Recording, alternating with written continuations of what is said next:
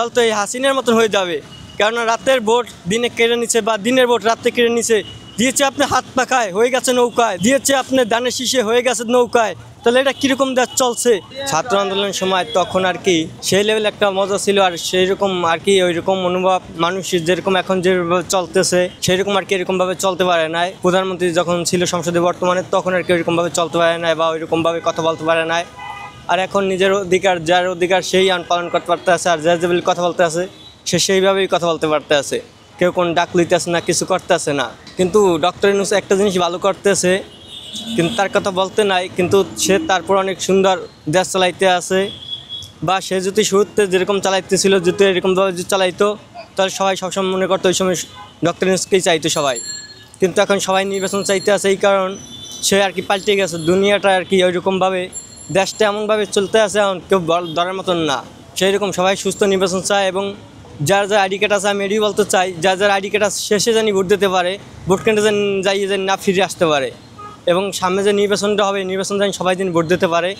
এবং যার যার বক্তব্য খবর, যার যার বক্তব্যের জিনিস, যেমন আমি নৌকায় দেবো বা কেউ ধানের শীষে দিবে, কেউ হাত পাকায় দিব, কেউ লাঙ্গল দিব, যার ইচ্ছা তার ভোট দিবে। কিন্তু এরকম ভোটটা যদি এরকমভাবেই হয় তাহলে অনেক সুন্দরভাবে হবে, আর সবাই যেন ভোট দিতে পারে। এবং আগে যখন হাসিনা সরকার ছিল তখন মানুষ খাইতে পারে নাই, গরিব হাঁটতে চলতে পারে নাই, অনেক গরিব না খাইয়ে মারা গেছে। বা রিক্সা চালক যারা রিক্সা চালায় তারাও অনেকে আগের মতন খেতে পারে নাই। কিন্তু ডক্টর ইউনূস আসার পরে তারা সুস্থ মতন সবাই আর কি দুগ্ধমূল্য আর কি খাদ্য নিয়ন্ত্রণে আনছে, কিন্তু গরিব দুঃখী সবাই মাছ মাংস দিয়ে ভাত খাইতে আসছে। কিন্তু হঠাৎ আবার এমন একটা সময় আসছে কিন্তু সব জিনিসের দাম বেড়ে গেছে, কিন্তু গরিব অনেক সময় একটা রিক্সাওয়ালার কাছে জিগাবেন সেও এখন ঠিক মতন ভাত খাইতে পারতেছে না, কেননা সব কিছুর দাম আবার বাড়তে আছে দিনের দিন, যতদিন যাচ্ছে ততই বাড়তেছে। তো এই জন্য আর কি আমি আন্দোলনের পরে যখন গ্রামে গেলাম তখন আমি জাটকা ইলিশ আপনার যে 300, 350, 250 টাকা দিয়ে কিনে খাইছি, কিন্তু ওই মাছ এখন 700, 800 টাকা বিক্রি করতে আছে। কিন্তু আমার দেশে মাছ ধরে, কিন্তু ওই দেশে এই গ্রামেই এখন মাছের দাম এত বেশি, কেন এত বেশি হইতে পারে ভাই? তো এই কারণে আমি বলতে চাই যে মাছের যখন যে দেশে মাছটা হয়, যে মাছ বাংলাদেশে আমাদের বাংলাদেশি ইলিশটা যখন হইতে আছে, কিন্তু উৎপাদন বাংলাদেশে হইতে আছে, কিন্তু এই মাছের দাম কেন বেশি থাকবো? কিন্তু অন্য মাছ দেখেন আপনি, তেলাপুরি দেখেন, পাঙ্গাস দেখেন, রুই দেখেন, কিন্তু এত আমাদের বাংলাদেশে এটিও হয়, কিন্তু এটা চাষি হয়, কিন্তু এটার দাম এত কম কেন? কিন্তু ইলিশ মাছটা তো নদীতে হয়, কিন্তু এই মাছটা তো অনেক হওয়ার কথা, কিন্তু ওই মাছটার দাম এত বাড়ে কেন? দিনে দিন বাড়তেছে, কিন্তু গরিব এই মাছটা খাইতে পারতেছে না কেন? সিন্ডিকেট তো অবশ্যই আছে ভাই, সিন্ডিকেট আছে, সিন্ডিকেট না থাকলে তো আর আপনার গরিব দুঃখীতে বড় ইলিশটি পাইতে আসে না, সবাই জাটকা মাছ পাইতে আসে। এবং আপনি দেখেন হকাররা হাঁটতে ব্যস্ত জাটকা ইলিশটি ব্যস্ত আছে, কিন্তু বড় বড় ইলিশটি কই যায়? কারণ এটা তো নদীতে হয় বড় বড় ইলিশ, না জাটকা ইলিশটি কমতে আসবে ভাই। তো এই জন্য আপনি দেখেন নাশকালে বাজারে ঘুরে দেখেন বড় কোনো মাছ পাবেন না, ইলিশ বড় কোনো মাছই নেই, সব জায়গায় ছোটো ইলিশ। কেউর বেতন আপনি ধরেন 10,000 টাকা, কেউ 8,000 টাকা, কেউ 9,000 টাকা স্যালারি, কিন্তু স্যালারি দিয়ে তারপরে তো তার সংসার চলতেছে না। যেমন আমার স্যালারি, আমি 8 ঘন্টা ডিউটি করে আমার স্যালারি 9,000 টাকাই ধরলাম আমি, তারপর আমার 9,000 টাকা স্যালারি হলে আমার 5,000 টাকা খাইতে গেলে তাহলে আমার সংসারে আমি কী দেবো? কিন্তু এটা আমি সরকার জানাইতে যে আমাদের বেতন বা গরিবের বেতন বা গরিব যে জিনিসটি করে না কেন তাদের বেতন বা তাদের স্যালারিটা জানি বাড়ে আর কি। এটাই আমি সরকার দ্বারা আবেদন জানাচ্ছি, এবং আমাদের বেতনটা জানি বাড়ে। তো এই কারণে আর কি আবেদন জানাচ্ছি যে আমরা শিক্ষিত হয়েও কিন্তু কেউ চাকরি পাচ্ছে না, কেউ বেকার বইয়ে থাকতে আছে, কিন্তু এদের উচিলে বলতে চাই আমি, তারা যেন চাকরি পায়। ডক্টর ইউনূস স্যার বলছে যে গরিব বা শিক্ষিত তারা বসে থাকবে না, তারা একটা চাকরি পাবে। কিন্তু আমি বলতে চাই যে সরকারি আসুক না কেন, ওই সরকার জানি একটা করে যেন চাকরি দিয়ে দেয় যারা শিক্ষিত আছে, বা আমার বাঙালির বাইরের ভাই বা বোন আছে বাঙালি, তাদেরকে উদ্দেশ্যে আমি বলতে চাই যে তারা জানি একটা করে চাকরি পায়, ঘর প্রতি জানি চাকরি পায়, শিক্ষিত মানুষ জানি না মূর্খ না চলাফেরা করতে পারে। তো এই জন্য শিক্ষিতদেরকে একটা করে চাকরি দেওয়া হয়। যে অনুভব করতেছিলাম যে আমি শিক্ষিত ভাই বা ডক্টর ইউনূস স্যার, তার উদ্দেশ্যে আমি বলতেছিলাম যে সে যেভাবে দেশ চালাইছিল, কিন্তু নিজেই একটা দল গঠন করলে বা সামনে যদি নির্বাচন যদি আসতো তাহলে সেই সংসদে বসতে পারতো। কিন্তু এখন হারে অনেকেই চাচ্ছে না বা অনেকে চাচ্ছে এখনও। কিন্তু আমি বলতে চাই যে সরকার আসবেন সে সরকার যেন এরকমভাবে দেশটা জানি গড়াইতে পারেন, বা এইভাবে জানি মানুষের যেভাবে কথা বলতে পারে এভাবে জানি সব কথাগুলো জানি রাখতে পারেন। এটাই আমি আবেদন জানাচ্ছি। এবং সবার ভোট, যার ভোট সে দিবে, যার খুশি তারে দিবে, এটাই আর কি। যার আইডি কার্ড আছে সেই ভোট দিবে। আমি বারবার বলতেছি ভাই, যার আইডি কার্ড আছে সেই ভোট দিবে, কিন্তু ভোট কেন্দ্রে জানি না আসে, জানি না ফিরে আসে, তাহলে তো এই হাসিনার মতন হয়ে যাবে।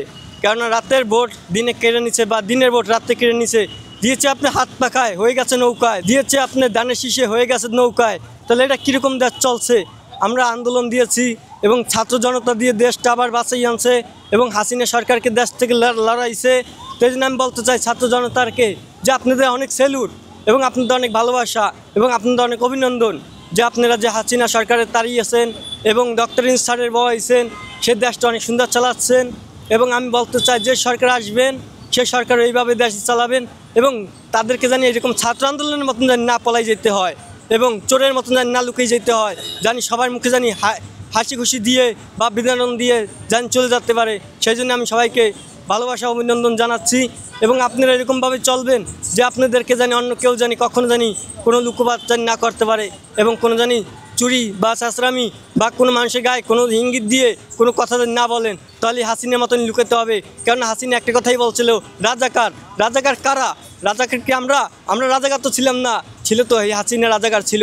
তো এই জন্য তার পলাই যেতে হচ্ছে, কিন্তু সে রাজাকার কাকু বলেও। তাহলে হে যে এমন একটা দল নিয়েছিল, কেন আমাদের বাংলাদেশ কি সেনা প্রধান বা পুলিশ বা এটি কি কম ছিল? তারপর তো সেই ইন্ডিয়ার থেকেও তো নিয়ে এসে এই আন্দোলনে। তাহলে তার কি এটা কি উচিত ছিল? তার বাবা হয়েছিল শেখ মুজিবুর রহমান। শেখ মুজিবুর রহমান তো বাংলাদেশ যখন স্বাধীন করেছিল তখন তো এটি কোনো ইন্ডিয়ার কোনো সাপোর্ট আনে নাই, কিন্তু তারপরেও সে বাংলাদেশের সাপোর্ট আনছে এবং সেই জন্য তারে দ্রুত হয়েছে। এবং হাসিনা সরকার কিন্তু খুব আর কি মানুষ অনেক অত্যাচার করেছেন এবং মানুষ সহ্য করেছেন এবং না পেরে তখন ছাত্র আন্দোলন আর কি 5ই আগস্টে তার পলাই যেতে হয়েছে বাংলাদেশ ছেড়ে। কিন্তু এটা তো নিয়ম না।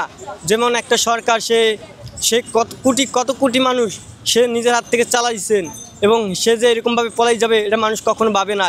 কিন্তু মানুষ ভাবেছিল যে সুস্থ একটা নির্বাচন হবে, ওই নির্বাচনে সে আর কি ওই নির্বাচনে খুশিভাবে সে সংসদ থেকে নেমে আসবেন এবং ওই সংসদের যে চেয়ারে বসত এই চেয়ারে আর কি অন্য আরেকজনের খুশি মনে বসাই দিয়ে সে নেমে যাবে, কিন্তু এটা হলো না। কিন্তু সে অনেক মানুষ, অনেক ছাত্র যেমন আবু সাইদ, মুগ্ধ, এরকম অনেক কত ভাই বোন আছে এবং মা বাবার কোল খালি করেছে। তো এই জন্য আমি বলতে চাই যে এরকমভাবে যেন না হয়, এরকম ছাত্র আন্দোলন জানি না হয় বাংলাদেশে। আর যে সরকার আসবেন সেই সরকার বাংলাদেশটা ভালোভাবে গড়বেন এবং ডক্টর ইউনূস স্যারও তো অনেক খুব চালাচ্ছেন দেশ, তাকেও আমি অনুরোধ বলতে চাই যে গরিব দুঃখীর পেটে আর লাত্তি মারবেন না। কারণ হাসিনা সরকার গরিব দুঃখীর পেটে অনেক লাত্তি মেরেছেন এবং গরিব দুঃখীরা অনেক অত্যাচার পেয়েছে, কষ্ট পেয়েছে মনে। আপনি কষ্টটা দূর করে দিবেন, এটা আপনার দ্বারা অনেক অনুমোদন করা হলো।